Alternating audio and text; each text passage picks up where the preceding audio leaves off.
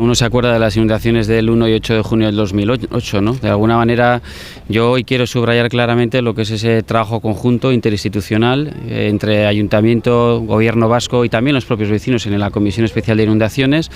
Ese compromiso clarísimo del Gobierno vasco para hacer frente a una situación que en Guecho ha sido fuente de, lógicamente, de intranquilidad.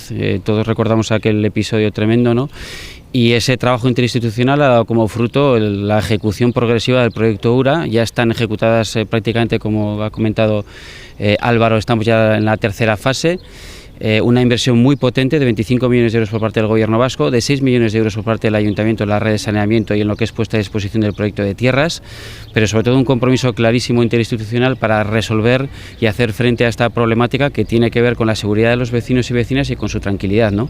Se trata a través del proyecto URA de garantizar las mayores cotas de seguridad en la medida de lo posible, aunque sabemos que el 100% nunca va a ser posible, pero yo entiendo que estas obras en su ejecución progresiva están trasladando ya tranquilidad. La actuación en Salsido, en Neguri, ya ha supuesto mejora evidente en la respuesta del río ante situaciones de lluvias intensas, y esta tercera fase en la zona de Recagane y Antiguo Golf va a suponer una mejora todavía mayor, ¿no?